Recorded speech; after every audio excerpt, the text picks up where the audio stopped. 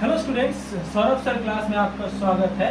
Welcome to Saurabh sir classes. तो आज की इस वीडियो में मैं क्या बताने वाला हूँ, आज की इस वीडियो में मैं आपको इंडियन इकोनॉमी का एक टॉपिक पढ़ाने वाला हूँ। इंडियन इकोनॉमी से रिलेटेड एक टॉपिक मैं आज आपको बताऊंगा इस वीडियो में। अब आपके मन में ये प्रश्न उठ रहा होगा कि इंडियन इकोनॉमी से रिलेटेड मैं आज मैं क्या पढ़ाऊंगा आप लोगों को। तो मैं बता दूं कि आज मैं इंडियन इकोनॉमी से रिलेटेड आप लोगों को प्लानिंग के विषय में एक स्पेशल लेक्चर ये होने वाला है, यानी कि मैं एक स्पेशल प्लानिंग पे फोकस करूंगा।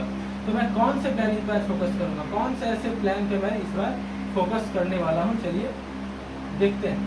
तो आज की इस वीडियो में मैं जो प्लानिंग आपको बताने वाला हूं वो है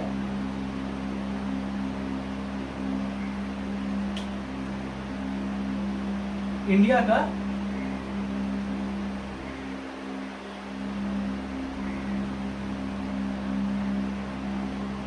9th 5-year plan.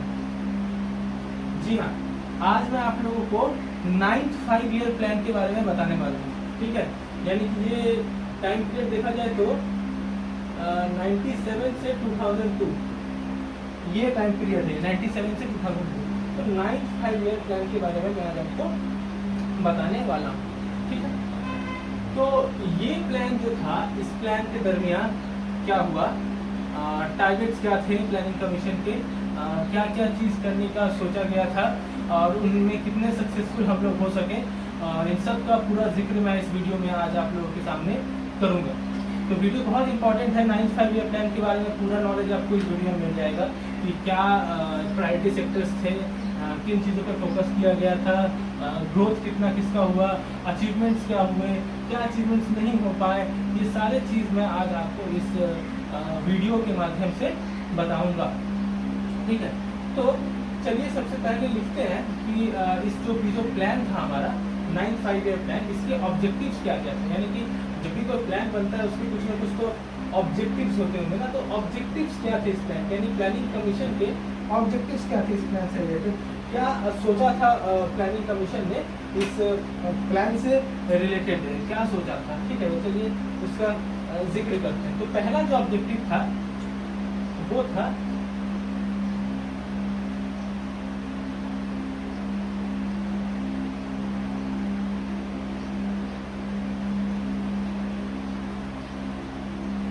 Accelerating economic growth. Economic growth को एक्सेलरेट करना है।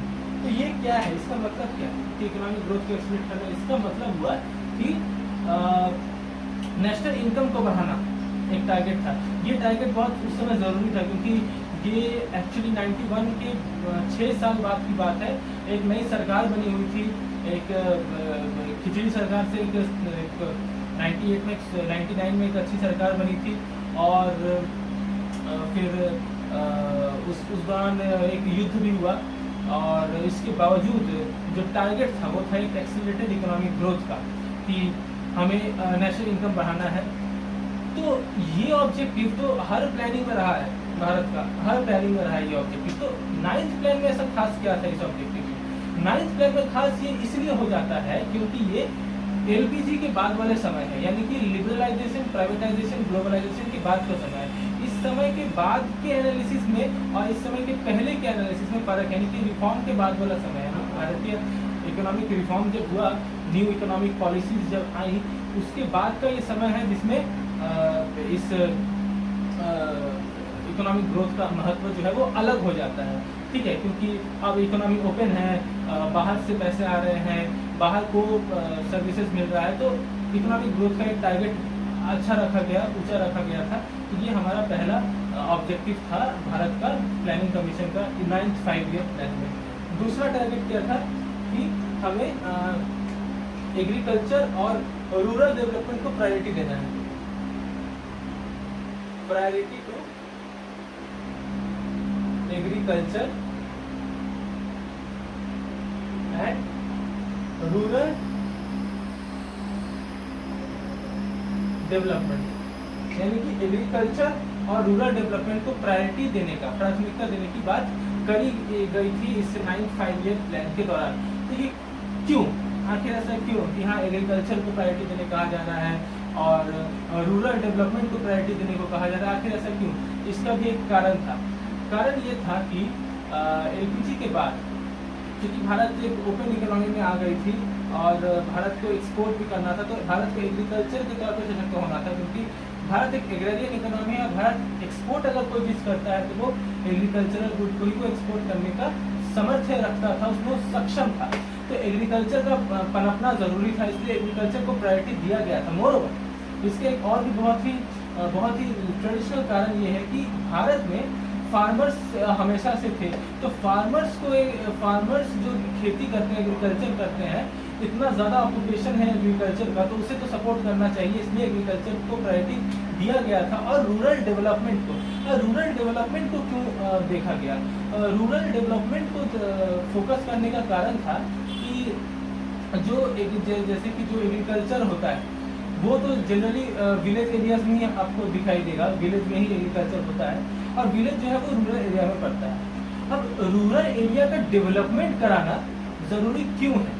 क्योंकि देखिए ग्रीन रेवोल्यूशन में क्या हुआ, जो पहला फेज था ग्रीन रेवोल्यूशन का, उसमें हमने देखा कि एचवाईवी सीड्स तो बेच दिए गए फार्मर्स को, बट फार्मर्स के पास वो क्षमता नहीं थी कि वो उतने महंगे सीड्स खरीद सके।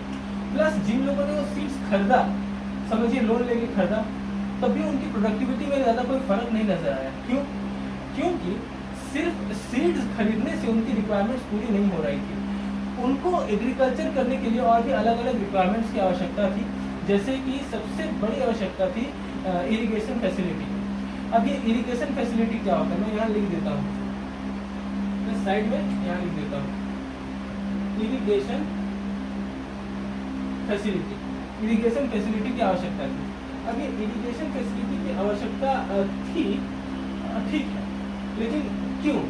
आखिर इरिगेशन से आप क्या समझते हैं? Irrigation is an artificial mean or an indirect mean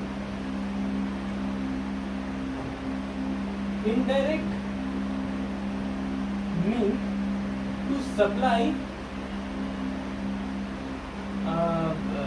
proper amount of water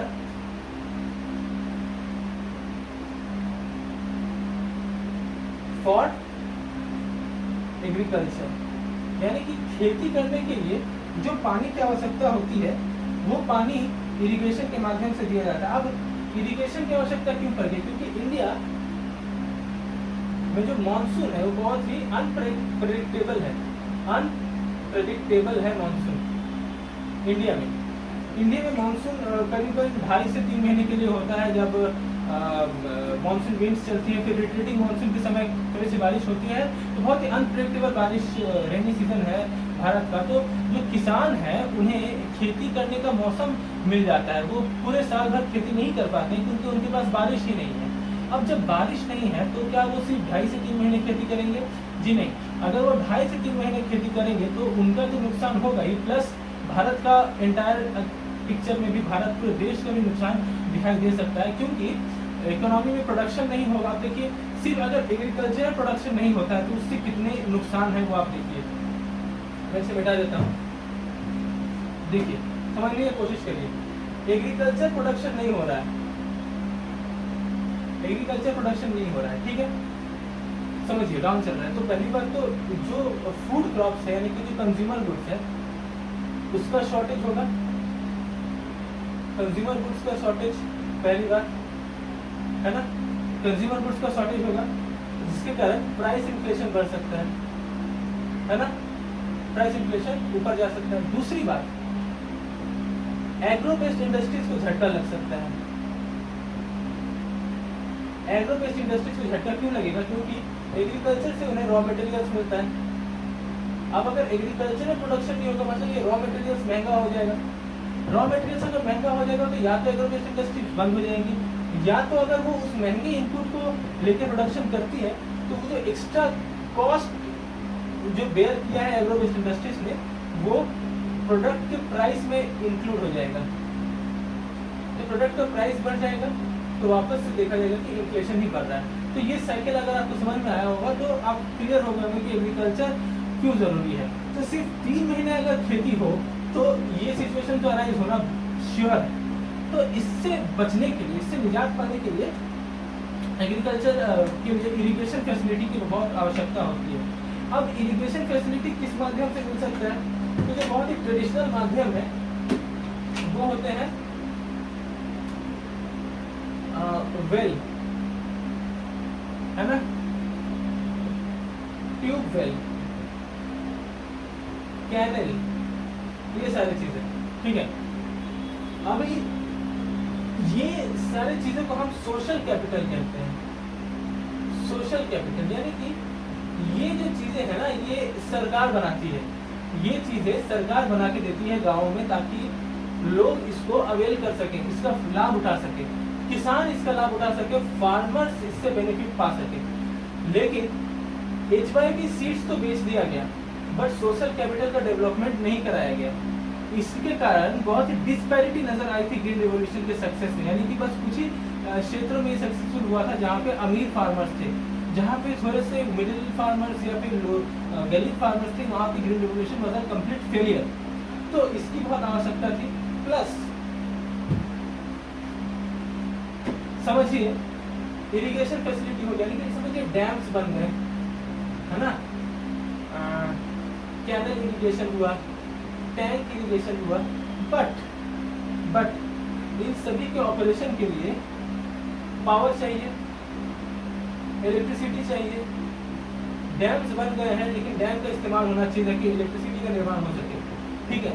तो ये चीज़ों के लिए भी इन्वेस्टमेंट की आवश्यकता है सरकार की तरफ से। पोल्स लगाने का खर्चा, है ना, डैम बनवाने का खर्चा, फिर हाइड्रो इलेक्ट्रिसिटी प्रोजेक्ट्स तैयार करना, ये सारे खर्चे जो है ये सब रूरल डेवलपमेंट में होने चाहिए। मतलब ये सब रूरल डेवलपमेंट के अंतर्गत आता है कि रूरल एरिया को कैसे हम डेवलप कर सके, ठीक है। तो इस चीज़ पे भी 9th 5-year प्लान में फोकस किया गया था। तो ये दूसरा पॉइंट था हमारा objectives of 9th 5-year plan का।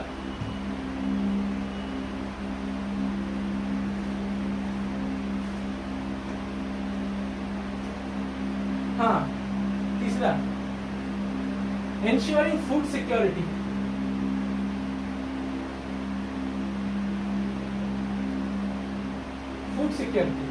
फूड सिक्योरिटी को इंश्योर करना भी एक ऑब्जेक्टिव था, यानी कि भारत में फूड की सिक्योरिटी हो, यानी कि भारत में फूड की कमी ना हो, शॉर्टेज ना हो। जितना भी हमारा देश में फूड की रिक्वायरमेंट्स है, फूड की जो डिमांड है, वो पूरे demand interior of the country, मतलब कंट्री के अंदर ही वो डिमांड फुलफिल हो जाए, कहीं बाहर से कुछ मंगाना ना पड़े, यानी कि फूड हमें कंप्लीट सिक्योरिटी मिले, भारत के हर नागरिक तक फूड पहुंचे, हर इंसान को खाना मिले। इसके कारण अगर आप देखें तो बहुत सारे फूड सिक्योरिटी के लिए प्रोग्राम्स भी इम्प्लीमेंट किए गए थे, जैसे कि PDS, है ना, पब्लिक डिस्ट्रीब्यूशन सिस्टम, जिसमें राशन कार्ड पहली बार लाया गया था, है ना, राशन कार्ड, अंत्योदय अन्न योजना, अंत्योदय अन्न योजना, ये भी था एक प्रोग्राम। इसमें जो BPL के नीचे के कुछ परसेंटेज ऑफ पीपल को ₹2 पर kg और ₹3 पर kg राइस और वीट मुहैया कराया जाता था। राइस और वीट ₹2 पर kg और ₹3 पर kg। परिवार के हर एक परिवार को 35 kg राइस और 35 kg वीट एक महीने में अवेल करने का अधिकार दिया गया था अंत्योदय अन्न योजना के तहत। PDS के बाद एक आया था TPDS, targeted public distribution system. इसमें सिर्फ और सिर्फ BPL के नीचे के 15% से 20% लोगों को टारगेट किया गया था। ये सब फूड सिक्योरिटी स्कीम्स थे भारत के। ये किसके सहायता से किया गया था? ये किया गया था, एक तो भारत सरकार इसमें इन्वॉल्व थी, plus food corporation of India बनाया गया, मतलब फूड कॉर्पोरेशन ऑफ इंडिया की सहायता से किया गया। Food corporation of India FCI के साथ ये मिलकर किया गया। इसमें और क्या किया गया? इसमें जगह जगह राशन शॉप बनाए गए, है ना, राशन शॉप जगह जगह बनाए गए। लोगों को राशन कार्ड मुहैया कराया गया, जिसके अगेंस्ट में वो फूड्स ले सकते हैं, चीप रेट में फूड ले सकते हैं, मार्केट रेट से कम में। और फूड सिक्योरिटी को सुनिश्चित करने के लिए दो चीज़ों का ध्यान दिया जाता है। एक MSP मिनिमम सपोर्टिंग प्राइस, और एक होता है procurement price. Procurement price, MSP और प्रोक्यूरमेंट प्राइस, ये क्या होता है ये मैं आपको अलग से MSP, procurement price, PDS, TPDS, Antyodaya अन्न योजना, इनके में मेरा एक अलग वीडियो रहेगा, आप इस वीडियो को देख सकते हैं, आने वाले वीडियो में ये आपको नजर आने वाला है। तो ये हमारे फूड सिक्योरिटी से रिलेटेड था कि लोगों के पास फूड पहुंचे, कोई भी देश का नागरिक भूखे ना सोए, देश में सबके पास सर्टेन अमाउंट ऑफ फूड जरूर पहुंचे। तो ये हमारा फूड सिक्योरिटी का एक ऑब्जेक्टिव था 9th 5 ईयर प्लान का। और क्या प्लान्स थे और क्या ऑब्जेक्टिव्स थे? ऑब्जेक्टिव और थे कि हाँ, बेसिक सेफ ड्रिंकिंग वाटर मुहैया कराना है, सेफ ड्रिंकिंग वाटर, सैनिटेशन, ये सब एक ही में आता है ना, ये सारी चीज़ें मुहैया करानी है हमें। फिर आपका primary health care facilities, education, health, primary health, education, ये सारी चीज़ें आती हैं। तो सेफ ड्रिंकिंग वाटर का जिक्र किया गया था कि हाँ, लोगों के लिए सेफ ड्रिंकिंग वाटर कराया जाए, क्योंकि उससे जैसे कि कुछ वाटर बोर्न डिजीजेज होते हैं, कोलेरा हो गए, टाइफॉइड हो गया, ये सब उस समय बहुत शुमार पे था। तो इनको भी कंट्रोल कर, ये देखिए ये हेल्थ फैसिलिटी के अंडर भी आ जाता है, तो इनको भी कंट्रोल कर, ये सारे जो हेल्थ रिगार्डिंग इश्यूज हैं ये खराब ड्रिंकिंग वाटर के कारण होते थे। तो सेफ ड्रिंकिंग वाटर को इम्प्लीमेंट करने का बात करा गया था, ये ऑब्जेक्टिव थी 9th 5 ईयर प्लान की। हेल्थ को इम्प्रूव करने की बात करी गई थी। अब देखिए सेफ ड्रिंकिंग वाटर अगर होगा तो सैनिटेशन आपको ऐसे ही मेंटेन करना पड़ेगा, तो इसके साथ ये एक आता था बाई प्रोडक्ट के तौर पे। हेल्थ फैसिलिटीज में पोलियो उस समय बहुत चला हुआ था भारत में, और पोलियो से निजात पाने के लिए एक फ्री पोलियो चेकअप का इलाज किया गया था। छोटे बच्चों को 4 से 5 साल तक के बच्चों को पोलियो का ड्रॉप दिया जाता था, ये भी भारत सरकार की तरफ से था।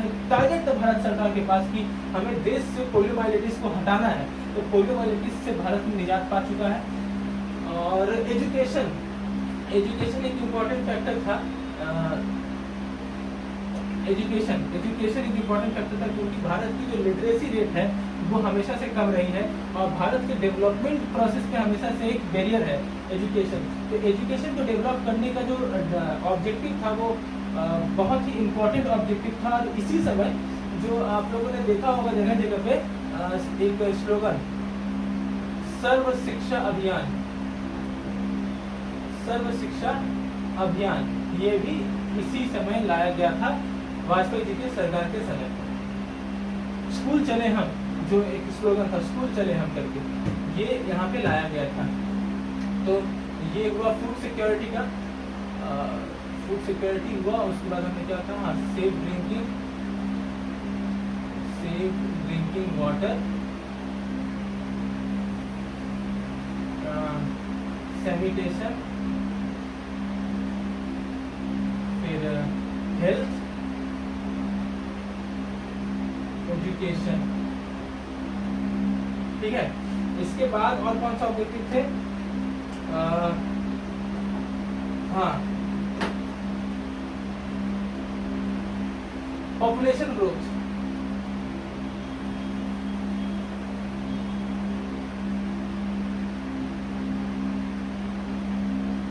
पॉपुलेशन ग्रोथ पे कंट्रोल करने के लिए भी एक ऑब्जेक्टिव था भारत का, क्योंकि by that time India was close to 100 crore, और I think it was 100 crore. तो पॉपुलेशन को कंट्रोल करने का भी एक टारगेट या ऑब्जेक्टिव रखा गया था इस प्लान में कि पॉपुलेशन को भी नियंत्रण किया जाएगा। इसके बाद जो ऑब्जेक्टिव था वो था एनवायरनमेंट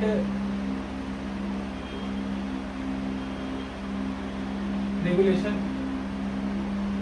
एनवायरनमेंट पे फोकस किया जाएगा। एनवायरनमेंट बहुत ही इंपॉर्टेंट है, हमारे आसपास के वातावरण, फॉरेस्ट एनवायरनमेंट हो गया, इन सब चीज़ों पे सस्टेनेबिलिटी को इंश्योर किया जाएगा।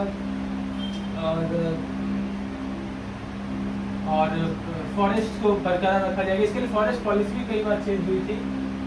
इसके बाद जो एक और था वो था वुमेन एम्पावरमेंट।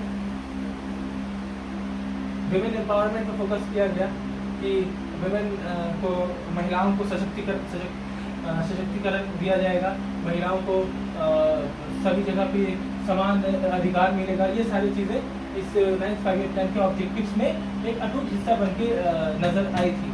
और क्या था? सेल्फ रिलायंस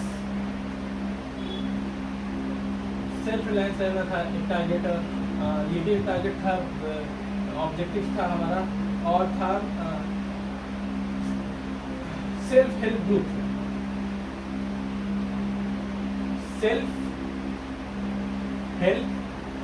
ग्रुप, ये बेसिकली बंगाल का एक स्कीम था।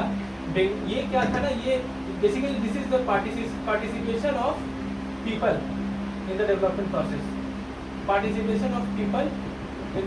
प्रोसेस, इसमें क्या था कि बंगाल में ये सेल्फ हेल्प ग्रुप को बनाया गया था। इसमें क्या था कि कुछ 10-15 लोगों का ग्रुप हुआ करता था। वो 10-15 लोगों का ग्रुप जितने भी इकोनॉमिक इश्यूज हैं, जितने भी सोशल इश्यूज हैं, उनके लिए काम करते थे। जैसे कि 10-15 बंदों का ग्रुप बन गया, वो बंदे अपने एरिया के जो भी लोग हैं, जो भी पॉपुलेशन उनके एरिया के, उनके लोकेलिटी के, उनको जो भी समस्याएं हो रही हैं उनका वो समाधान करते थे, उनका मदद करते थे। मतलब सेल्फ हेल्प है ये, एक दूसरे की मदद करना, खुद की मदद करना, ये था। मतलब सब एक दूसरे की मदद करना, ये आई थिंक सबसे इम्पोर्टेंट था। और किसी भी डेवलपमेंट प्रोसेस में सबसे इम्पोर्टेंट ये है कि जो देश की जनता है वो कोऑर्डिनेट करे सरकार के साथ। यदि आप सरकार के साथ कोऑर्डिनेट नहीं करेंगे तो सरकार की कोई भी स्कीम्स आपको बेनिफिट नहीं पहुंचा सकती है। अगर आपको एक सशक्त देश चाहिए तो आपको खुद एक सशक्त देश बनाने में अग्रसर होना पड़ेगा, यानी कि खुद सरकार के साथ आपको कोऑर्डिनेट करना पड़ेगा, ताकि आप सरकार के काम को कॉम्प्लीमेंट कर सकें। एक मतलब एक पूरक है आप सरकार के। तो ये बहुत ही इम्पोर्टेंट एक ऑब्जेक्टिव होना चाहिए हर प्लान में, जो कि था सेल्फ हेल्प ग्रुप। और बहुत सारे सेल्फ हेल्प ग्रुप बंगाल में बन के खड़े हुए थे बाद में। तो ये थे हमारे ऑब्जेक्टिव्स, ठीक है। अब इन ऑब्जेक्टिव्स को 4 माध्यमों से लिंक किया गया था। वो 4 माध्यम क्या थे, मैं लिख देता हूँ यहाँ पे मिटा देता हूँ इसको मैं।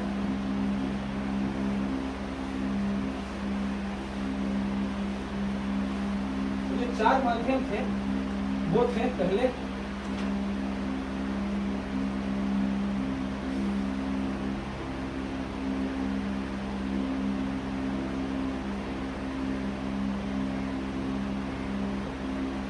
क्वालिटी ऑफ लाइफ या फिर कह सकते हैं standard of life. Standard of life या क्वालिटी ऑफ लाइफ को बढ़ाने का एक आइडिया सोचा गया था कि हाँ, किस तरह से हम देश में लोगों के स्टैंडर्ड ऑफ लिविंग को बढ़ाएं, यानी कि क्वालिटी ऑफ लिविंग को बढ़ाएं। इस बारे में विचार किया गया था, इस बारे में सोचा गया था 9th 5-year प्लान में। प्लानिंग कमीशन ने इस पे विचार किया था कि हम ऐसा क्या करें कि लोगों के स्टैंडर्ड ऑफ लिविंग बढ़े। अब आप कैसे किसी के स्टैंडर्ड ऑफ लिविंग को बढ़ा सकते हैं? डेवलपमेंट से और ग्रोथ से, दोनों साथ साथ यदि हो तभी आप स्टैंडर्ड ऑफ लिविंग बढ़ा सकते हैं। तो इसके लिए क्या करना पड़ेगा? बहुत सारी इकोनॉमिक चीज़ों को अंडरटेक करना पड़ा, जैसे कि जब तक एम्प्लॉयमेंट नहीं होगा तब तक परचेसिंग पावर नहीं होगा, परचेसिंग पावर नहीं होगा तो डिमांड नहीं होगा, डिमांड नहीं होगा तो प्रोडक्शन नहीं होगा, प्रोडक्शन नहीं होगा तो इकोनॉमिक ग्रोथ नहीं होगा। तो quality of life is very important for the development process of the entire nation. तो टारगेट ये रखा गया था कि किस तरह से हम क्वालिटी ऑफ लाइफ को बढ़ाएं, यानी कि सेफ ड्रिंकिंग वाटर देना, हेल्थ फैसिलिटीज देना, इसमें सब आता है, ठीक है। हेल्थ, अब एजुकेशन बहुत इंपॉर्टेंट हो जाता है इसमें, क्योंकि एजुकेशन एक बहुत बड़ा फैक्टर है क्वालिटी ऑफ लाइफ डिसाइड करने में। क्योंकि एक एजुकेटेड बंदा और एक अनएजुकेटेड बंदे में बहुत बड़ा फर्क होता है। एजुकेटेड इंसान मैच्योर्ड होता है, एजुकेटेड इंसान समझदार होता है, सूझबूझ इसमें होती है, और वो वो जानता है कि उसको कैसे, जैसे कि एक एजुकेटेड इंसान, उसको पता है कि पॉपुलेशन बहुत खतरनाक होता है। एक एजुकेटेड फैमिली में आप देखिएगा 1 से 2 बच्चे होंगे, ज़्यादा नहीं होंगे, क्योंकि उन्हें पता है कि एक बच्चे को या 2 बच्चे को ढंग से ग्रो मतलब बड़ा करना, ढंग से उनकी पालन पोषण करना, पौष्टिक खाना देना, अच्छा एजुकेशन देना ज़रूरी है। जबकि एक अनएजुकेटेड इंसान जो है वो, उसके बहुत सारे संतान होते हैं, क्योंकि उसे ये इस बात का कोई इल्म नहीं है कि एक अच्छे तरीके से बच्चे को अगर डेवलप करना है तो उसे पौष्टिक खाने की ज़रूरत है। और due to constraint of income आप पौष्टिक खाना सिर्फ 1 से 2 बच्चे को ही खिला पाएंगे, क्योंकि आपके पास इनकम कांस्टेंट है। अगर आपके पास इनकम अनलिमिटेड होता तो आप कितने को भी खिला सकते हैं, लेकिन आपके पास इनकम कांस्टेंट, इसलिए आप एक ही बच्चे करें और उसी को खिलाएं, उसी को पिलाएं और उसी को एक अच्छा नागरिक बनाएं। लेकिन ये अनएजुकेटेड लोग नहीं समझ पाते हैं, वो ज़्यादा बच्चे उनके पास रहते हैं और वो उनका ठीक से पालन पोषण नहीं कर पाते, फिर वो कुपोषण का शिकार हो जाते हैं, फिर वो अल्टीमेटली उनकी डेथ हो जाती है। इसी कारण हमारी जो डेथ रेट है वो भी बढ़ जाती है, तो इकोनॉमी के लिए भी एक हानिकारक सिग्नल कह सकते हैं हम। तो ये एक कारण है कि एजुकेशन बहुत बड़ा फैक्टर है। तो एजुकेशन देने के लिए, एजुकेशन देने से क्वालिटी ऑफ लाइफ सुधरेगा, ये एक डायरेक्ट लिंक हमें नजर आता है। मोर ओवर, जो लोग एजुकेटेड होते हैं वो they are more earning than those who are uneducated, क्योंकि जो एजुकेटेड होते हैं उनका marginal productivity of labour of course ज़्यादा होता है, वो ज़्यादा स्किल्ड होते हैं, वो ज़्यादा इंटेलेक्चुअल होते हैं, ज़्यादा इंटेलिजेंट होते हैं, उनका प्रोडक्शन प्रोसेस और एक अनएजुकेटेड इंसान का प्रोडक्शन प्रोसेस, इसमें आसमान जमीन का फर्क होता है। इसीलिए education is an important factor for ensuring the quality of life, good quality of life. Okay. इसके बाद और कौन सा लिंक था? इसके बाद जो लिंक है वो है जनरेशन ऑफ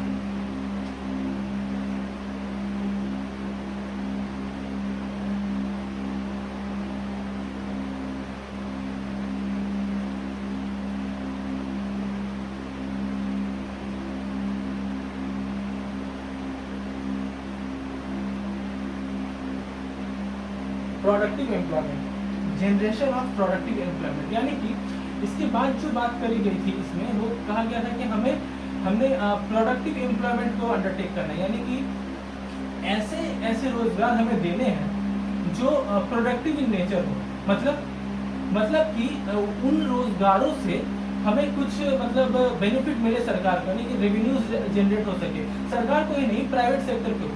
खैर प्राइवेट सेक्टर के से बहुत सख्त होता है, जनरली ये सरकारी केसेस में होता है कि एम्प्लॉयमेंट स्कीम्स कुछ ऐसे निकलते हैं जो एम्प्लॉयड तो कर देते हैं लोगों को, बेरोजगारों को, बट उससे सरकार को कोई बेनिफिट नहीं होता। यानी कि सरकार जो इतने पैसे डाल के, इतने फंड डाल के किसी प्रोग्राम को स्टार्ट करते हैं, किसी स्कीम को स्टार्ट करते हैं और उसके बदले में यदि उन्हें रिटर्न ना मिले तो उनके लिए एक लॉस हो जाता है, बजट डिफिसिट हो जाता है, बैलेंस ऑफ इसमें सॉरी बजट फिस्कल समस्याएं होती हैं और क्या बोले सरप्लस नहीं जनरेट हो पाता है, तो ये सब समस्याएं आती है। तो हमने सरकार को ऐसा सोचना चाहिए कि वो ऐसा स्कीम निकाले या ऐसा पॉलिसी एम्प्लॉयमेंट पॉलिसी निकाले जिसमें कि प्रोडक्टिविटी हो, यानी कि एम्प्लॉयमेंट देने के बाद लोगों को, वो लोग जो काम करें उससे कुछ ऐसा प्रोडक्शन हो जो जब मार्केट में जाए उससे रेवेन्यू भारत को जनरेट होकर मिले और भारत उन रेवेन्यू से अपने दूसरे चीज़ों पे इन्वेस्ट कर सके, जैसे इंफ्रास्ट्रक्चर डेवलप कर सके, सोशल कैपिटल बना सके। ये सारी चीज़ें बहुत ज़रूरी हो जाती है, इसीलिए जनरेशन ऑफ प्रोडक्टिव एम्प्लॉयमेंट की बात करी गई थी। ठीक है, ऐसे अलग अलग स्कीम्स निकले हैं 9th 5-year प्लान में नहीं, इसके बाद वाले 5-year प्लान में एक स्कीम था मनरेगा, जो MGNREGA इसको कहते हैं हम, MGNREGA। ये एक 100 डेज का एम्प्लॉयमेंट प्रोग्राम था जिसमें कि कहा गया था कि प्रोडक्टिव एम्प्लॉयमेंट अंडरटेक करना है, बट वो एम्प्लॉयमेंट प्रोडक्टिव हुआ कि नहीं वो एक डिबेटेबल इशू है। खैर मनरेगा में मेरा एक अलग वीडियो होगा, आप उस वीडियो को जरूर देखिएगा, आने वाले वीडियोस में भी मनरेगा के ऊपर मैं वीडियो बनाने वाला हूँ। तो इससे भी रहने देते हैं, चलते हैं। इसके बाद कौन से कनेक्शंस थे, ठीक है। इसके बाद जो था वो था रीजनल बैलेंस।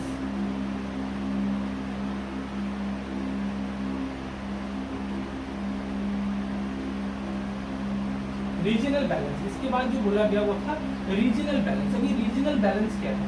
तो रीजनल बैलेंस बहुत ही इंपॉर्टेंट फैक्टर है किसी भी कंट्री के ओवरऑल इकोनॉमिक ग्रोथ के लिए, कंट्री के टोटल इकोनॉमिक ग्रोथ के लिए, क्योंकि रीजनल डिस्पैरिटीज बहुत नजर आती है भारत के ग्रोथ प्रोसेस में। यानी कि कुछ क्षेत्र जो है भारत के वो डेवलप हो जाते हैं और कुछ क्षेत्र अंडर डेवलप रह जाते हैं। कुछ क्षेत्र कुछ पर्टिकुलर फील्ड में डेवलप होते हैं और कुछ क्षेत्र किसी और फील्ड में डेवलप होते हैं। तो ओवरऑल पिक्चर जो भारत का होता है वो ढंग से नहीं पेश किया जा सकता है, जो टोटल ग्रोथ है वो ढंग से नहीं आता है भारत के क्षेत्र में। तो ये एक बहुत इंपॉर्टेंट इशू था, बहुत इंपॉर्टेंट मैटर है कि रीजनल बैलेंस बना रहे, यानी कि जैसे कि ग्रीन रेवोल्यूशन के केस में हुआ था कि Punjab, western UP, Punjab, western UP, some part of West Bengal, बस इतना, तमिलनाडु, इन 4 जगह पे सक्सेस नजर आया था, लेकिन बाद में की जगहों में बिल्कुल भी अनसक्सेसफुल था ग्रीन रेवोल्यूशन। तो ये जो रीजनल डिस्पैरिटी है ये बहुत हानिकारक होती है, क्योंकि इससे क्या होता है कि जो यहाँ के लोग हैं वो तो अमीर हो जाएंगे और बाद में की राज्य जो है वो गरीब रह जाएंगे, बाद में के रीजन जो गरीब रह जाएंगे। इससे इनकम कंसंट्रेशन में भी फर्क पड़ेगा और इनकम इनइक्वालिटी में भी बहुत बड़ा गैप तैयार होगा लॉरेंस कर्व में, अगर हम इसे दिखाएं तो। और इसीलिए रीजनल बैलेंस जो है, रीजनल बैलेंस एंश्योर रहे, ये 9th 5-year प्लान का एक हिस्सा था कि हमें पूरे इंडिया को एक लेके चलना है, पूरे इंडिया के हर एक कोने को हमें डेवलप करना है, हर एक जगह को हमें डेवलप करना है, ये बात रीजनल बैलेंस कहती है और वो 9th 5-year प्लान का एक अटूट हिस्सा थी। चलिए इसके बाद वाला देखते हैं, इसके बाद क्या था। इसके बाद जो था वो था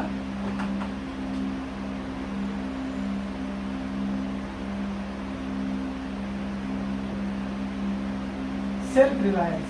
सेल्फ रिलायंस हमेशा से भारत का एक ऑब्जेक्टिव रहा है प्लानिंग में, क्योंकि भारत हमेशा से सेल्फ रिलायंस होना चाहता था।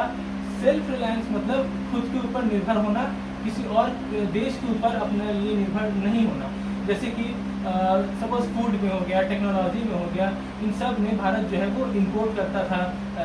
फूड में खैर ग्रीन रेवोल्यूशन के बाद उसने सशक्तिकरण पाई थी, लेकिन टेक्नोलॉजी में, कम्युनिकेशन में, आईटी में ये भारत हमेशा से इंपोर्ट करता था। तो भारत 97 से 2002 में भारत का एक ऑब्जेक्टिव रहा कि हमने सेल्फ रिलायंट होना है इन चीज़ों में, मतलब टेक्नोलॉजी में खुद हमें कुछ करना है, हमें अपना चीज़ खुद बनाना है। इसमें भारत अलग अलग क्षेत्रों में कामयाब रहा, जैसे कि स्पेशली न्यूक्लियर फील्ड में, एटॉमिक फील्ड में कामयाब रहा। 98 में ही शायद वापस से एक न्यूक्लियर टेस्ट कंडक्ट कराया गया था वाजपेयी जी के सरकार के समय, जो अब्दुल कलाम जी उसके नेतृत्व कर रहे थे। वो Pokhran test, yes, Pokhran test जो था ये भी 9th 5-year प्लान का एक में आया था पोखरण प्लान। ये बहुत ही बढ़िया एक स्ट्रेटेजिकली इससे अंजाम दिया गया था पोखरण में, मई में शायद, हाँ 10th में 1998 को ये अंडरटेक किया गया था। तो ये भी एक एग्जांपल था कि yes we are now becoming self reliant, that yes we are now capable of developing our own nuclear weapons as well. तो ये तो बहुत अटूट, बहुत अच्छा पिक्चर पेश किया गया था पूरे दुनिया के सामने। तो ये हमारे ऑब्जेक्टिव्स हो गए, हमने ऑब्जेक्टिव्स पढ़ लिया, हमने जो 4 कनेक्टिविटी होने चाहिए, 4 टारगेट्स थे उन्हें पढ़ लिया। अब हम जो पढ़ेंगे वो सबसे इम्पोर्टेंट चीज़ है कि कितना सक्सेसफुल रहा था, यानी कि जो सेक्टर्स हैं भारत में, अलग अलग सेक्टर्स में उसमें ग्रोथ कैसे बनी। कि ये तो हमने टारगेट्स पढ़ा, हमने ऑब्जेक्टिव्स पढ़ा कि ये सोचा गया था, प्लानिंग कमीशन ने ऐसा सोचा था कि हम ऐसा करेंगे, वैसा करेंगे, ये करेंगे, वो करेंगे, ये सब टारगेट्स थे। बट ये टारगेट सिर्फ रखने से नहीं होता है, इन्हें अचीव करना पड़ता है, फुलफिल करना पड़ता है। तो अभी हम पढ़ेंगे कि जो टारगेट्स है या जो ऑब्जेक्टिव्स थे वो कितने हद तक सक्सेसफुल रहे, कितने हद तक भारत ने उन्हें अचीव करने में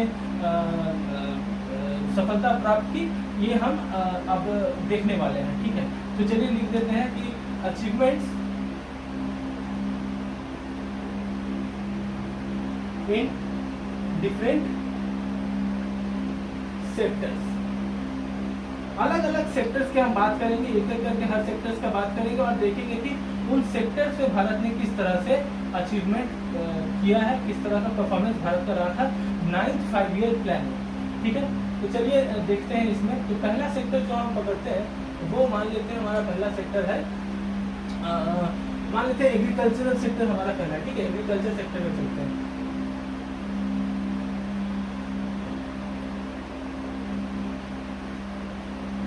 एग्रीकल्चर सेक्टर। तो एग्रीकल्चर सेक्टर में जो टारगेट रखा गया था, जो टारगेट रखा गया था 9th 5-year प्लान में एग्रीकल्चर सेक्टर पे कि हम कितना अचीव करेंगे कितना नहीं अचीव करेंगे, इसका जो टारगेट था वो था करीबन 4%। जी हाँ, करीबन 4% टारगेट रखा गया था, यानी कि अगर इसमें मैं सटीक बोलूँ तो वो 3.9% टारगेट, ठीक है, 3.9% एग्रीकल्चर में टारगेट रखा गया था 9th 5-year प्लान में। लेकिन अचीव कितना हुआ? अचीव हुआ 2.7%। 2.7% भारत अचीव कर पाया, यानी कि अभी भी भारत शॉर्ट था। कितना शॉर्ट था 9th 5-year प्लान में? 3.9 माइनस 2.7, यानी कि 1.2% भारत एग्रीकल्चर में टारगेट से शॉर्ट था। अब ये तो 5 साल की बात हुई, यानी कि 97 से 2002 तक इसमें ये चीजें नजर आई। अब इसमें थोड़ा डिटेल्स में जाते हैं, ठीक है।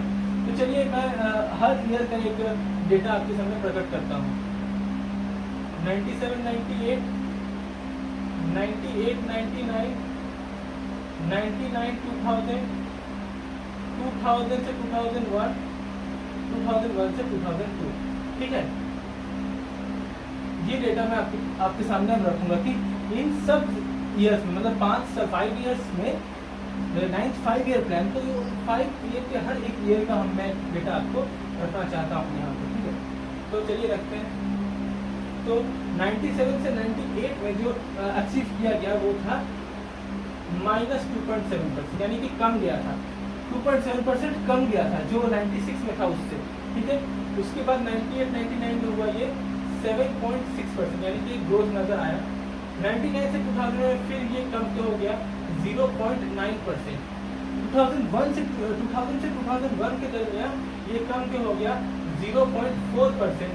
तो देखिए ये भारत जो एग्रीकल्चर की हालत थी खस्ता थी। फिर 2001 से 2 के बीच ये बढ़ के हुआ 5.7%। तो ये टोटल जो था ये एग्रीकल्चर का डेटा है 5 सालों का, 5 वर्षों में ये डेटा नजर आया था भारत में। तो इस डेटा की अगर हम बात करें तो इसमें अगर आप ध्यान से देखें तो पहले की तरफ जो है वो एक डाउनफॉल हो रहा है, यानी कि -2.7% हो गया। उसके बाद 98, 99 में बढ़ा 7.6% एग्रीकल्चर अचीव किया गया, और फिर 99 से 2000 में -0.9%, यानी कि फिर एक बार कमा। 2000 से 2001 में वापस कमा, यानी कि 0.4% वापस कम किया। 2001 से 2002 के बीच 5.7% के रेट में एग्रीकल्चर में ग्रोथ नजर आया हमें। तो ये एक ओवरऑल पिक्चर थी एग्रीकल्चर की। अब इंडेक्स की बात करते हैं कि एग्रीकल्चर इंडेक्स में कैसा नजर आया, ठीक है। तो 1980s को अगर हम बेस ईयर ले 80s 81 में कि 100, तो मैं इंडेक्स के अगर डेटा को यहाँ पे पुट करूँ तो वो डेटा होगा 97, 98 में 165.3, 177.9, 176.2, 164.6, 175.9। ये जो है वो इंडेक्स है, ये इंडेक्स सामने आता है। यानी कि अगर हम बेस ईयर 1980-81 लें, यानी कि इस समय इंडेक्स 100 है। हम जानते हैं जब हम बेस ईयर जो है उस पर इंडेक्स हम 100 पकड़ते हैं, इंडेक्स 100। तो 97-98 में इंडेक्स हुआ 165.3, फिर 177.9। तो देखिए ये जो है ये भी ग्रोथ फेज में ज़्यादा है, बट यहाँ पे कम गया, फिर यहाँ जाके बढ़ा, लेकिन तब भी वो 99 से 1%, आधा परसेंट जो है वो कम ही नजर आया हमें एग्रीकल्चर में। यानी कि हम कह सकते हैं कि एग्रीकल्चर का जो टारगेट रखा गया था उसमें भारत अचीवमेंट ढंग से नहीं कर पाया। वो तो ओवरऑल पिक्चर से हमें नजर आता है, जो मैंने शुरू में कहा कि टारगेट 3.9% था, लेकिन अचीव किया गया सिर्फ 2.7%, यानी कि यहीं पे भारत की एक फेलियर थी एग्रीकल्चर रिलेटेड। अब इसके कारण भी थे क्योंकि 99-2000 के दरमियान एक वॉर हुआ था, इंडिया पाकिस्तान वॉर, जिसमें कारगिल वॉर जो बहुत स्पेशल है, कारगिल वॉर हुआ था जिसमें बहुत सारे रिसोर्सेस वहाँ पे शिफ्ट हो गए थे। तो वहाँ पे एक कारण बताया जा सकता है कि इतना जो इसका डाउनफॉल हुआ उसके कारण बताया जा सकता है। और सॉरी यहाँ पे इस जगह पे 99 से 2000 से देख रहे हैं आप -0.9% यहाँ पे डाउनफॉल हुआ। ये एक बहुत इम्पोर्टेंट विषय है कि जो पिछले साल जो कंट्री 7.6% ले रहा था वो इस साल कम के -0.9 पे कैसे आ जाएगा? वो यही कारण था उसका, कारगिल वॉर। ठीक है, और यहाँ पे भी एग्रीकल्चर में डिस्पैरिटी जरूर नजर आई थी। डिस्पैरिटी यानी कि क्या? डिस्पैरिटी यानी कि सब एग्रीकल्चर, हर तरह के क्रॉप्स में एग्रीकल्चर में डेवलपमेंट नहीं था। यानी कि राइस, वीट और पैडी, इसको अगर छोड़ दिया जाए, ये सब तो ठीक था, इसका ग्रोथ ठीक था, बट उसके अलावा जो है जैसे ऑयल सीड्स हो गए, नट्स हो गए, कैश क्रॉप्स हो गए, ये सब में बहुत ही बुरा हालत था भारत का। तो ये एग्रीकल्चर का एक पिक्चर मैंने आपके सामने पेश किया 9th 5-year प्लान का। तो ये एक सेक्टर था, एग्रीकल्चरल सेक्टर। आगे बढ़ते हैं, किसी दूसरे सेक्टर का जिक्र करते हैं। अब जिस सेक्टर का हम जिक्र करेंगे वो है बहुत ही important sector, mining sector. Mining sector important हो जाता है। माइनिंग सेक्टर इंपॉर्टेंट क्यों है? क्योंकि mining sector mineral based industries का, कह सकते हैं आप, इस इंडस्ट्री का करता धरता है माइनिंग सेक्टर। क्योंकि जो मिनरल बेस्ड इंडस्ट्री जैसे एल्यूमिनियम इंडस्ट्री हो गए, आयरन एंड स्टील हो गए, कोल हो गए, पेट्रोलियम हो गए, ये सभी जो है ये नेचुरल रिसोर्सेज है जो कि माइनिंग से ही उत्पन्न होता है। अब ये सेक्टर अगर समझिए ये सेक्टर का डेवलपमेंट नहीं हो पाएगा, समझिए माइनिंग का डेवलपमेंट नहीं हुआ तो मिनरल बेस्ड इंडस्ट्रीज का डाउनफॉल हो जाएगा, यानी कि इन इंडस्ट्रीज का डाउनफॉल हो जाएगा। अब अगर इन इंडस्ट्रीज का डाउनफॉल हो जाएगा तो जो लाइट इंडस्ट्रीज है, यानी कि आपका जो इंडस्ट्रीज इन इंडस्ट्रीज से इनपुट लेते हैं मशीनरीज का, उनका भी डाउनफॉल होना निश्चित है। तो एक पूरा तरीके से सीक्वेंस वाइज डाउनफॉल नजर आएगा। इसलिए mining is a very important topic when we are discussing Indian economy. Okay, और माइनिंग प्रोन एरियाज कौन कौन से हैं? बिहार, झारखंड, ये सब। तो खैर उस समय तो झारखंड बना नहीं था, उसमें बिहार था, बंगाल के कुछ वेस्टर्न पार्ट है ना, वेस्ट बंगाल, छत्तीसगढ़ हो गया, ये सब में बहुत ज़्यादा माइनिंग मतलब खनिज पदार्थ है।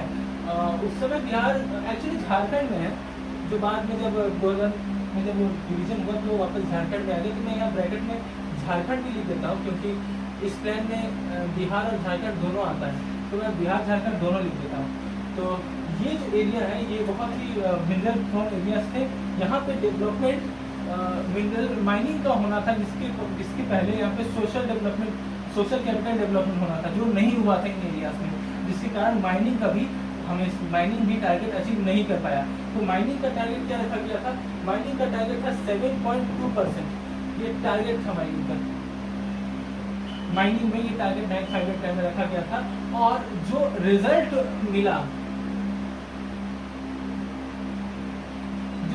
मिला वो था, कोई अंदाजा है कितना हो सकता है? मैंने तो बोल दिया कम है, 7.2 नहीं, क्या 6.2 हो सकता है, 5.2 हो सकता है, उससे भी कम 4.2, क्या बोला आपने? उससे भी कम 2.2% ग्रोथ हुआ था माइनिंग में। इसमें क्या नाम है, 9th 5-year प्लान में। 9th 5-year प्लान में माइनिंग का जो टारगेट रखा गया था वो था 7.2%, लेकिन जो रिजल्ट आए वो चौंकाने वाले 2.2% इसी डेवलप हो पाया। यानी कि पूरी तरह से shattered, mining was completely shattered at that point of time. ठीक है, और ये इसका भी कुछ रीजंस है, सब चीज़ के कुछ रीजंस होते हैं। देखिए, अब मैं पहले इसका डेटा दे दूँ 5 साल का कि कैसे कैसे हुआ। ठीक है, तो चलिए मैं यहाँ पे डेटा लिख देता हूँ कि 97, ये तो पूरे 5 साल का ब्यौरा होगा, मैं हर साल का डेटा लिखता हूँ ताकि आपको समझाने में आसानी हो कि कौन से साल में अभी ऐसा डाउनफॉल हुआ और क्यों हुआ। ठीक है, तो मैं यहाँ पे लिख देता हूँ, जैसे मैंने एग्रीकल्चर में लिखा था 97 से 98, 98 से 99, 99 से 2000, 2000 से 2001, 2001 से 2002। अब ये कैसा हुआ? 97 से 98 में जो हुआ वो था 6.9 माइनस 0.8, 1.0, 2.8, 1.2। देखिए ये जो था ये परसेंटेज में है सर, ठीक है, ठीक है, ये परसेंटेज में है। 97 98 में अगर आप देखें तो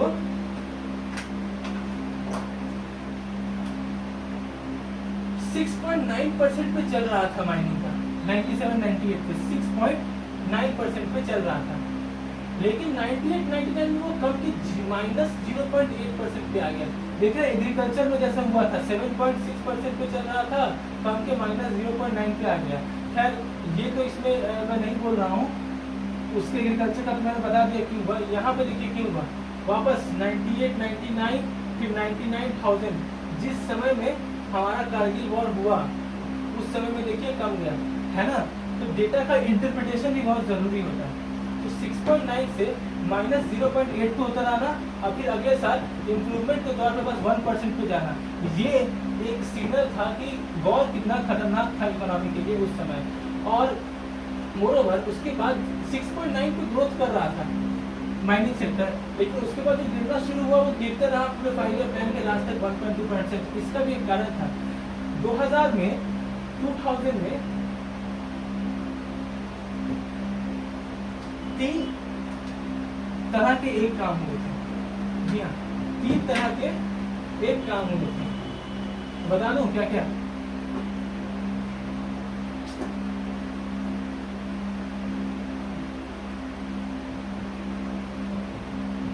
बाइफरकेशन ऑफ बिहार है ना into Bihar and Jharkhand,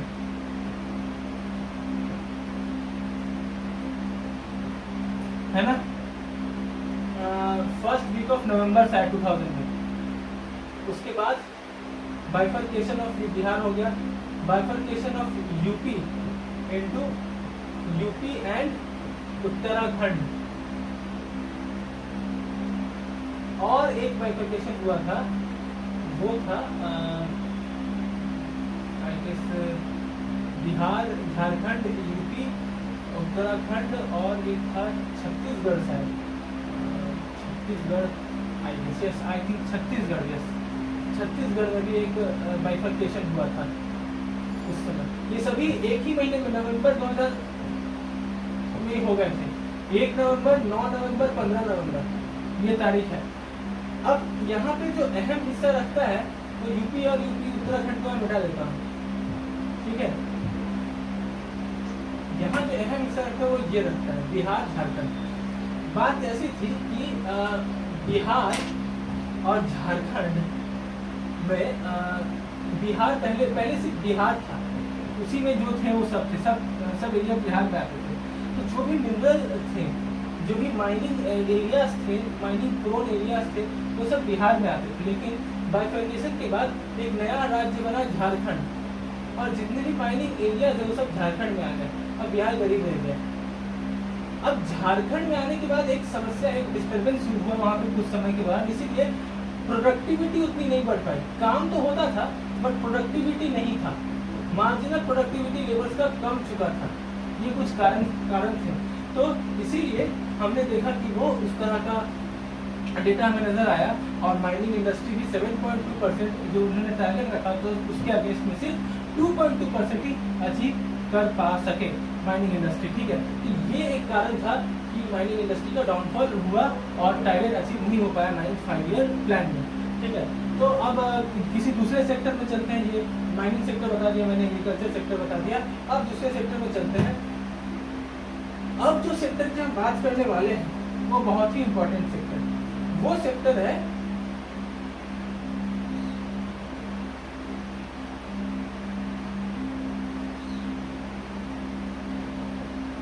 industrial sector, manufacturing sector. Manufacturing sector में क्या ग्रोथ हुआ, क्या नहीं ग्रोथ हुआ, उसका आप थोड़ा सा विश्लेषण करते हैं। 9th 5-year प्लान से मैन्युफैक्चरिंग इंडस्ट्री सेक्टर हमेशा से ही भारत में फोकस रहा है। भारत में हमेशा से ही इंडस्ट्रीज को डेवलप करने की होड़ लगी रही है 2nd 5-year प्लान से ही, और 9th 5-year प्लान में भी ये टारगेट रखा गया था। कितना रखा गया था टारगेट? 8.2% का टारगेट रखा गया था इंडस्ट्रियल सेक्टर में 9 5 ईयर प्लान के दौरान कि हम 8.2% मैन्युफैक्चरिंग सेक्टर में हम छुएंगे ग्रोथ रेट को। ये किस लिए करा गया था? क्योंकि उस समय मैन्युफैक्चरिंग सेक्टर सिर्फ हेवी इंडस्ट्रीज पे नहीं थी, और भी कई इंडस्ट्रीज भारत में आ चुकी थी, जैसे कि हेवी इंडस्ट्रीज तो थी, लाइट इंडस्ट्रीज तो थी, उसके अलावा सर्विस इंडस्ट्रीज आ चुकी थी भारत में, और FDI भारत में हो चुका था, जिसके कारण बहुत इन्वेस्टमेंट था भारत में, तो मैन्युफैक्चरिंग सेक्टर का ग्रोथ हो रहा था, टर्शियरी सेक्टर, प्राइमरी सेक्टर था, सर्विस सेक्टर एक नया आ चुका था, इसीलिए टारगेट रखा गया। टारगेट था 8.2% 9 5 ईयर प्लान में प्लानिंग कमीशन के द्वारा कि हम 8.2% ग्रोथ रेट छुएंगे इंडस्ट्रियल सेक्टर में, बट 5.3% ही छू पाए, यहाँ भी अचीव नहीं कर पाए हम पूरा टारगेट। तो यहाँ भी इंडस्ट्रियल सेक्टर में भी अचीवमेंट सक्सेसफुल नहीं हुआ, और हमारा एक फेलियर था। कितना परसेंट पीछे रह गए? अच्छा खासे परसेंट पीछे रह गए हम लोग, 8.2% माइनस 5.3%, यानी कि करीबन 2.9% हम पीछे रह गए। अब देखने में तो ये डेटा बहुत छोटा लगता है 2.9%, क्योंकि 2.9% एक्चुअली बहुत बड़ा अमाउंट होता है किसी भी देश के रेस्पेक्ट में। मैक्रो इकोनॉमिक बेसिस पर अगर बात करें तो ये बहुत ही बड़ा अमाउंट, ह्यूज अमाउंट होता है 2.9%। तो यहाँ पर हम पीछे रह गए। और जहाँ तक बात है कि इंडस्ट्रियल सेक्टर की मैं पीछे क्यों रहे, इसका भी मैं अब 5 इयर्स का विश्लेषण दे देता हूँ। इसमें भी 5 सालों में लगातार कैसे कैसे क्या ग्रोथ रेट हुआ, तो उसका भी अब मैं एक विश्लेषण यहाँ पे पहले मैं डेटा लिख देता हूँ, उसके बाद मैं उसे एक्सप्लेन करता हूँ। तो वापस यहाँ पे मैं वैसे ही जैसे मैंने एग्रीकल्चर माइनिंग में लिखा, यहाँ मैं वैसे ही लिख देता हूँ।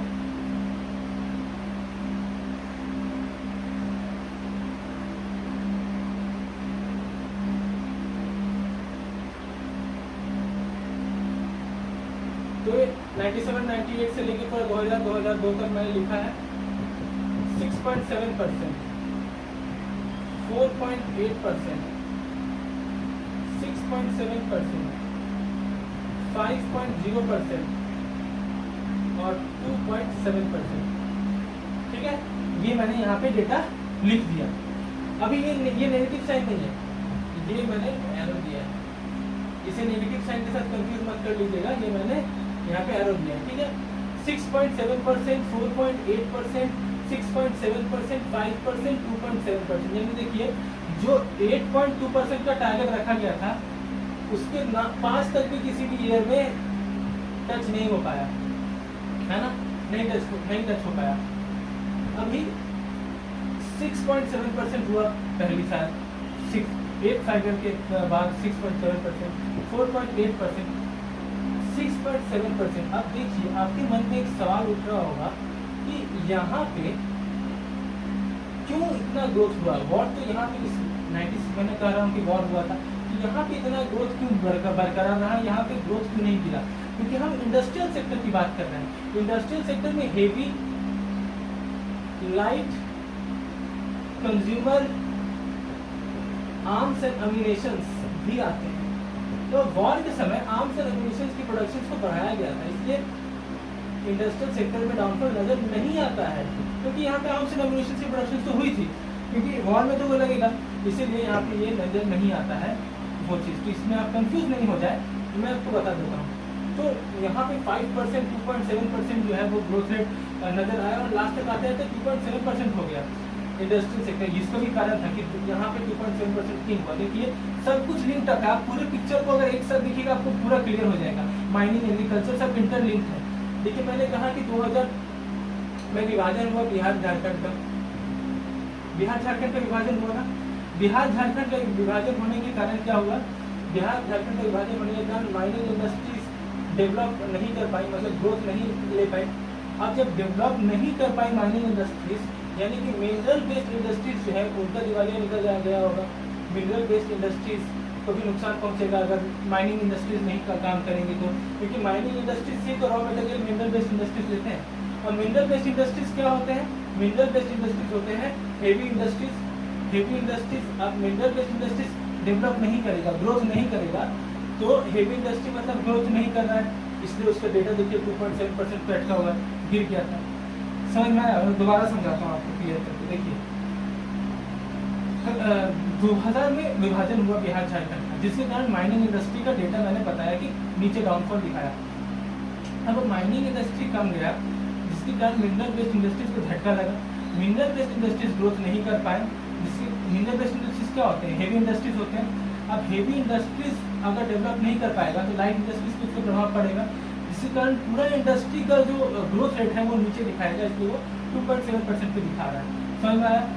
कारगिल वॉर के समय यहाँ 6.7% है, क्योंकि उस समय आर्म्स एंड एम्यूनिशन का डेवलपमेंट हुआ था, लेकिन विभाजन के समय 2.7% है। तो यहाँ 9-5 ईयर के दो चीज़ बहुत ज़रूरी हो जाती है।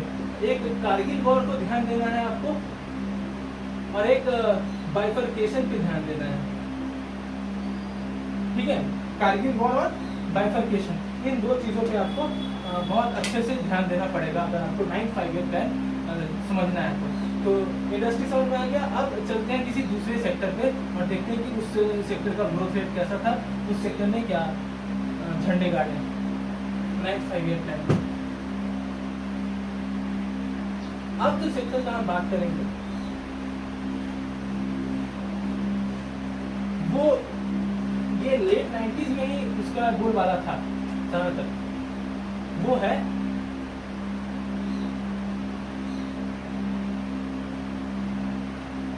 Transport and communication. Transport and communication, transport तो हमेशा से रहा है, लेकिन कम्युनिकेशन का जो बोलबाला था वो लेट के समय ही आया। उस समय जब इंडिया में इंटरनेट आ चुका था, जब इंडिया में टेलीफोन्स, मोबाइल फ़ोन्स का ज़माना बढ़ रहा था, मोबाइल फ़ोन्स तो नहीं, टेलीफोन्स, अच्छे टेलीफोन्स आ चुके थे, कम्युनिकेशन सर्विसेज स्ट्रांग हो रहे थे, तो इंडिया में अच्छा खासा इन्वेस्टमेंट हुआ था उसको लेके। तो वहाँ पे भी प्लानिंग कमीशन के दिमाग में ये बात थी कि हमें इसमें भी एक टारगेट रखना चाहिए, अगर हमें लॉन्ग रन में कुछ सक्सेसफुल इमेज देखना है भारत का, तो हमें प्लानिंग में से अभी से एक प्रायोरिटी सेक्टर देना चाहिए। तो ट्रांसपोर्ट एंड कम्युनिकेशन में क्या हुआ, इसका 3 विभाजन मैं कर सकता हूँ। 3 विभाजन होगा इसका। पहला,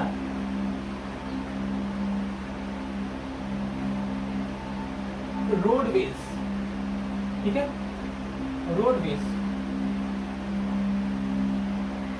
अदर ट्रांसपोर्ट, ठीक है, और एक होगा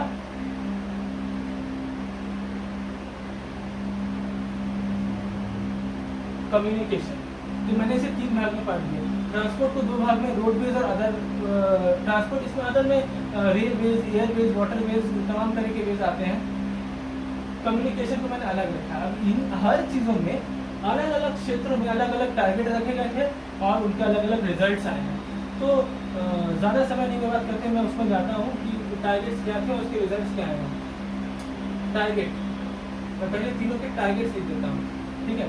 रोडवेज का टारगेट रखा गया था 3.9%, ठीक है। अदर ट्रांसपोर्ट का टारगेट रखा गया था 4.4% और कम्युनिकेशन का टारगेट रखा गया था 9.5%। ये 3 टारगेट्स थे, 3.9, 4.4 और 9.5, ये 3 टारगेट्स रखे गए थे।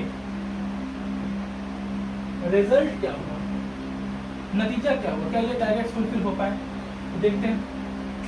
रोडवेज, आप अगर आपने अच्छा से एनालिसिस किया होगा, अच्छे से अपनी पढ़ाई की होगी या कोई जनरल नॉलेज रखा होगा, तो आपको पता होगा कि 5 ईयर जो प्लान्स था, जो 5 ईयर का प्लान था, इसमें रोडवेज पे बहुत फोकस किया गया था। एक्सप्रेस वेज बनाया गया था, कनेक्टिंग इंडिया का जो बात किया गया था कि हम सारे इंपॉर्टेंट सिटीज़ को एक दूसरे के साथ जोड़ेंगे, तो इसमें बहुत काम किया गया, लेकिन टारगेट को अचीव नहीं कर सके। 3.1% की टारगेट अचीव हुआ रोडवेज के इसमें, लेकिन अदर ट्रांसपोर्ट में देखा जाए तो 4.4% के अगेंस्ट अदर ट्रांसपोर्ट अगर देखा जाए तो 5.6% टारगेट अचीव हुआ। यानी कि अभी तक आपने जो कुछ भी पढ़ा, एग्रीकल्चर, माइनिंग, इंडस्ट्री और अभी ट्रांसपोर्ट एंड कम्युनिकेशन, पहली बार ऐसा हुआ है कि हमें कोई चीज़ ऐसा मिला, कोई डेटा हमें ऐसा मिला है जो टारगेट को फुलफिल करके आगे निकल गया है ना, पहली बार। अभी आएगा। तो अदर ट्रांसपोर्ट में हमने कामयाबी हासिल की, ठीक है। दोबारा को कम्युनिकेशन में 9.5% के अगेंस्ट कम्युनिकेशन में क्या टारगेट अचीव हुआ, रिजल्ट्स क्या है, कोई आइडिया है आपको?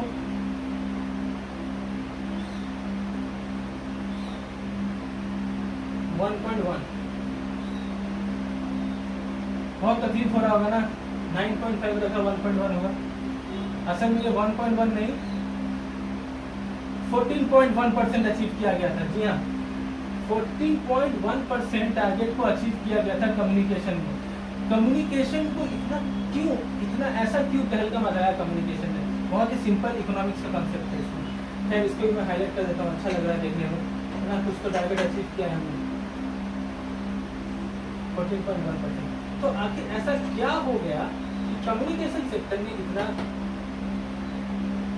झंडे गाड़ दिए? कम्युनिकेशन सेक्टर उस समय नया था, ठीक है, इंडिया में नया था और विदेशी टेक्नोलॉजी थी। एफडीआई का इनफ्लो बराबर था हमारे पास, ठीक है। इंटरनेट आया था नया और जो स्टॉक्स का काम था वो सब ऑनलाइन हो चुका था उस समय तक।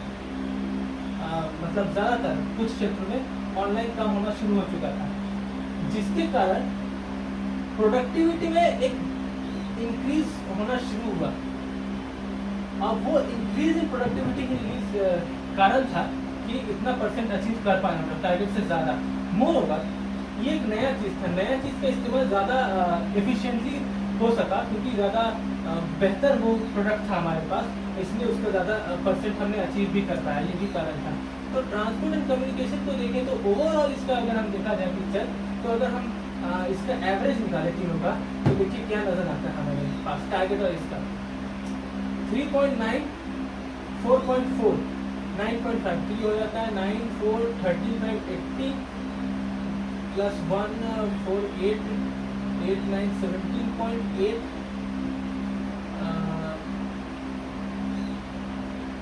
बाई 3 अगर करूँ मैं तो ये होगा करीबन 5.9% टारगेट, ठीक है। और तो इसका अगर मैं करूँ तो ये हो जाएगा 14, 519, 322, 22.8% डिवाइडेड बाई 3 करूँ तो होगा 7.9%। यानी कि ओवरऑल पिक्चर अगर देखा जाए तो ट्रांसपोर्ट एंड कम्युनिकेशन में टारगेट था 5.9% और भारत ने अचीव किया 7.9%। यानी कि भारत यहाँ पे too good. Transport and communication के क्षेत्र में देखा जाए तो 9 5 ईयर प्लान में भारत का टारगेट था 5.9% और भारत ने अचीव किया 7.9%। तो ये एक अच्छा अचीवमेंट था भारत के लिए, एक अच्छा कुछ हमें नज़र आया यहाँ पे इतने मिनटों बाद इस वीडियो में, है ना। तो चलिए अब आगे बढ़ते हैं और किसी दूसरे सेक्टर में जाके देखते हैं। चलिए कि ये 4 दिन की चांदनी है कि दूसरे सेक्टर से भी कुछ तरक्की हुआ था, तो दूसरे सेक्टर में जाते हैं।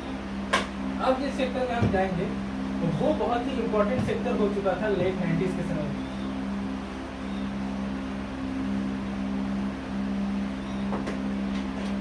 अब जो सेक्टर है बहुत ही इम्पोर्टेंट सेक्टर है, वो है ट्रेड सेक्टर। ट्रेड सेक्टर क्या होता है? ट्रेड सेक्टर यानी कि हमारा जो इंपोर्ट एक्सपोर्ट जो है, यानी कि बेसिकली एक्सपोर्ट माइनस इंपोर्ट, इसका बात हम करते हैं।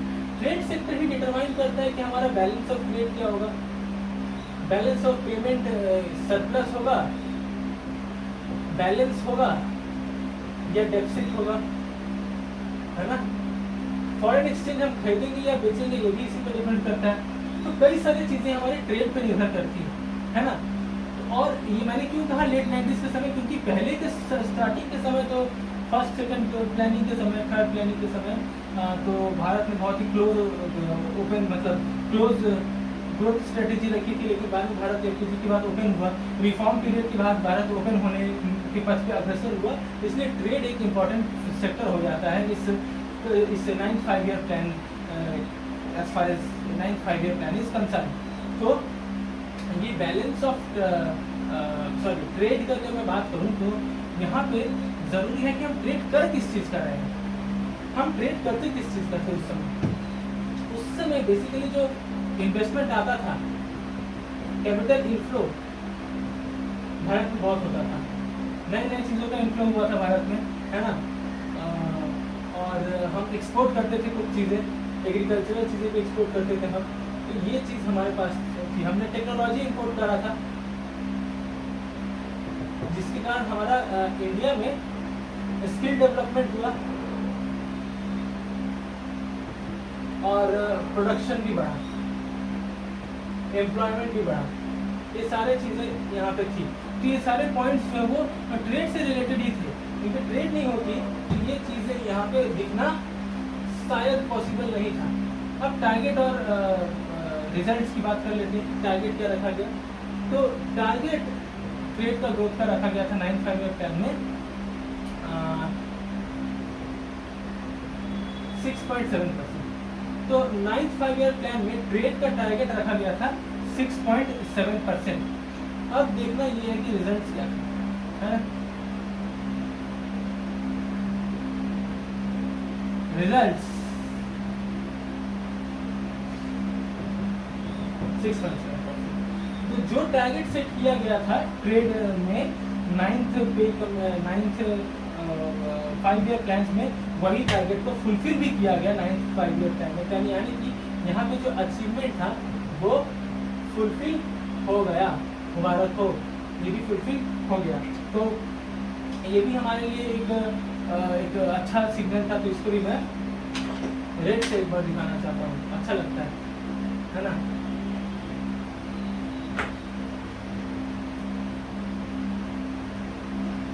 ठीक है, हाँ चलिए। तो ये हमने बताया ट्रेड का बारे में, ट्रेड के विषय में मैंने पूरा आपको ये समझाया। अब आगे चलते हैं, लास्ट है ये, लास्ट सेक्टर की बात करते हैं, अंतिम सेक्टर की। ये भी लेट 90s में बहुत इंपॉर्टेंट सेक्टर था। देख लीजिए, मैं पहले बता देता हूँ, सस्पेंस खत्म कर देता हूँ। लेट 90s में जो भी इंपॉर्टेंट सेक्टर मैं बोल रहा हूँ उसमें ग्रोथ अचीव हुआ है। इस तरह से याद रखिएगा, जो सेक्टर लेट 90s में इंपॉर्टेंट मैंने कहा उसमें अचीवमेंट अच्छा है, जिसको नहीं कहा उसमें अचीवमेंट खराब है। जो चीज़ मैं लास्ट में बता रहा हूँ उसमें अचीवमेंट अच्छा है। मैंने बड़ी बड़ी चीज़ें पहले बता दी ताकि आप लास्ट में खुश रहें। तो अभी मैं जो बताने वाला हूँ वो है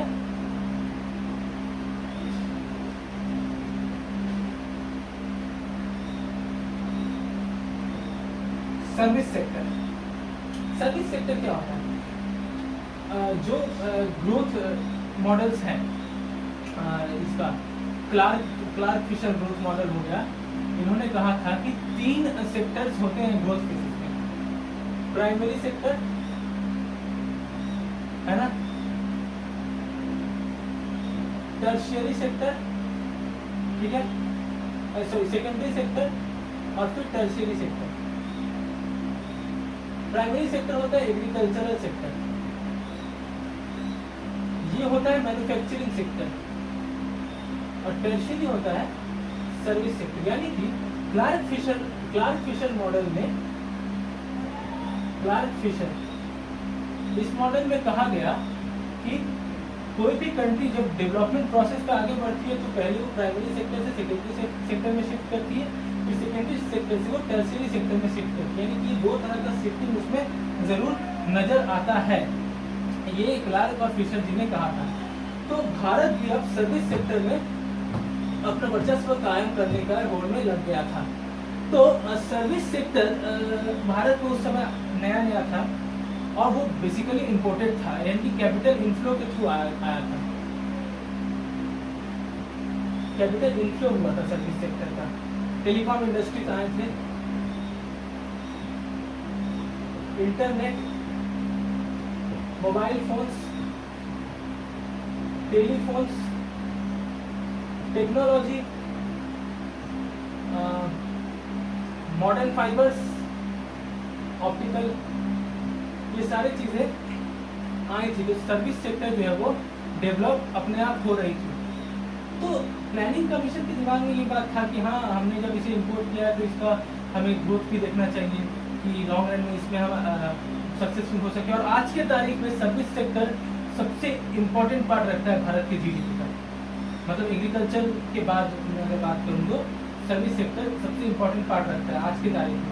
जब मैं आज की तारीख का जो मैं इकोनॉमी एक दिन पढ़ाऊँगा आप लोगों को, आज करेंट इकोनॉमी ऑफ इंडिया में एक वीडियो बनाऊँगा, उसमें आप मतलब करेंट इकोनॉमी मतलब ये 16th लोकसभा से लेकर अभी तक का जो है उस पर मैं एक वीडियो बनाऊंगा, तब आप लोगों को पता चलेगा कि अभी की इकोनॉमी में सर्विस सेक्टर की क्या अहमियत है। अभी तो क्या डिजिटल इंडिया है, आपका जो भी स्कीम्स निकाले गए हैं उसमें सर्विस सेक्टर का बहुत महत्व है। और यहाँ पे जो 9th 5-year प्लान में है ये सब सर्विस सेक्टर्स में आते थे। अब मैं इसका टारगेट और रिजल्ट्स का भी एक डिस्कशन करूँ कि टारगेट क्या था और रिजल्ट क्या हुए।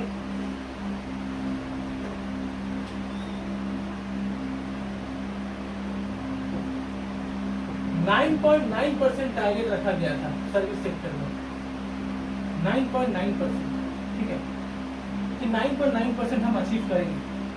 और जो रिजल्ट आया हमारे समक्ष वो था 11.4%, यानी कि टारगेट से ज्यादा।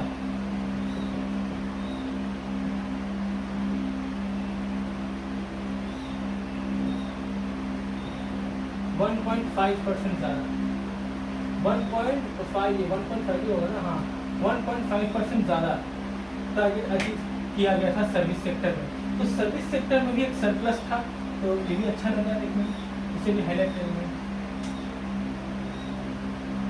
है ना, इसे भी हमने हाईलाइट किया। तो सर्विस सेक्टर में इतना डेवलप हुआ था क्योंकि सर्विस सेक्टर भी नया था, प्रोडक्टिविटी इसमें भी ज़्यादा थी, इसीलिए ये डेवलप कर पाया हमारे 9th 5-year प्लान में भी, और आने वाले प्लान से भी इसका डेवलपमेंट नज़र आया है। तो ये पूरा जो मैंने आज बताया वो अचीवमेंट्स था ये। तो एक बार देखते हैं कि अचीवमेंट्स में क्या क्या पढ़ा हमने और कैसे कैसे पढ़ा, ठीक है। तो अचीवमेंट्स का जो अलग अलग सेक्टरल ग्रोथ हमने पढ़ा, वो क्या था, एक छोटा सा रिकैपिचुलेशन कर लेते हैं, बड़ा वीडियो हो गया है तो छोटा सा रिकैपिचुलेशन होना जरूरी है, नहीं तो पुरानी चीजें आप भूल जाएंगे। एग्रीकल्चर है ना, अचीवमेंट नहीं है, क्यों नहीं है? 3.9 टारगेट के अगेंस्ट में सिर्फ 2.7 ही हो पाया, ठीक है। उसके बाद आते हैं हम माइनिंग में, अचीवमेंट नहीं, 7.2 के अगेंस्ट में सिर्फ 2.2 ही ले पाए। उसके बाद आते हैं इंडस्ट्री में, अचीवमेंट नहीं है क्योंकि 8.2 की जगह हमने सिर्फ 5.3 ही अचीव किया, नहीं है, ठीक है। इसके बाद आते हैं ट्रांसपोर्ट एंड कम्युनिकेशन, मैं TMC लिख रहा हूँ, अचीवमेंट हुआ इसमें, हमने ओवरऑल पढ़ा, इसमें ओवरऑल हमने खुद ही आगे निकाला। तो ये हमारा 5.9 मतलब 7.9 आया अगेंस्ट 5.9, ज़्यादा हुआ। उसके बाद हमने पढ़ा ट्रेड में भी अचीवमेंट हमें नज़र आया, 6.7 था टारगेट और 6.7 अचीव हुआ। उसके बाद हमने पढ़ा सर्विस सेक्टर, इसमें भी अचीवमेंट नजर आया, है ना। इसमें अचीवमेंट जैसे नजर आया, 9.9% टारगेट था और 11.4% हमने अचीव करा। तो ये लास्ट के तीनों में हमने टारगेट अचीव करा है, पहले तीनों में हमने टारगेट अचीव नहीं करा है। तो ये दो पार्ट में हम इन सेक्टरों को डिवाइड कर सकते हैं। तो आपने इस तरह से याद रखा, एग्रीकल्चर, माइनिंग, इंडस्ट्री हमने अचीव किया, ट्रांसपोर्ट, ट्रेड एंड सर्विस हमने अचीव, सॉरी मैंने उल्टा कह दिया, एग्रीकल्चर, माइनिंग, इंडस्ट्री हमने अचीव नहीं करा, ट्रांसपोर्ट, ट्रेड, सर्विस हमने अचीव करा। ये हमारा एक पूरा सेक्टरल ग्रोथ का एक पूरा एक पिक्चर यहाँ पे हमने देखा। अभी चलिए एक बार देख लेते हैं कि हमने इस पूरे वीडियो में क्या क्या पढ़ा। ये तो लास्ट पार्ट था वीडियो का।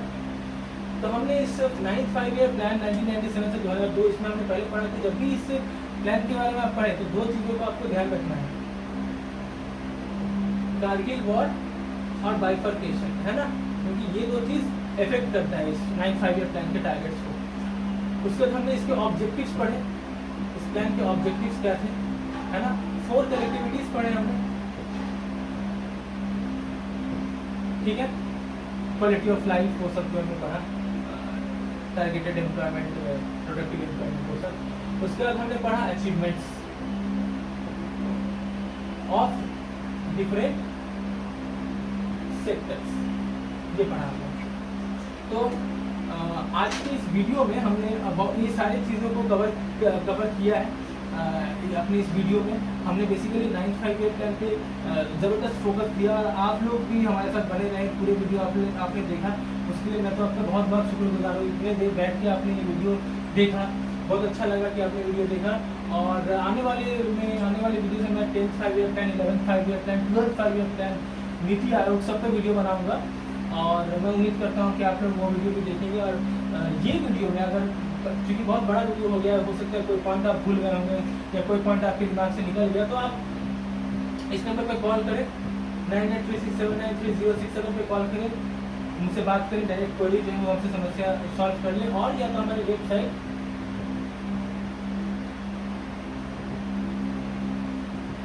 www.sauravsarclass.com पे आप जाएँ, और जितने भी आपको डिटेल्स चाहिए इस क्लास से रिलेटेड, उस डिटेल्स को आप वहाँ पे अवेल कर सकते हैं। इस वीडियो को देखने के लिए बहुत बहुत धन्यवाद। Thank you students.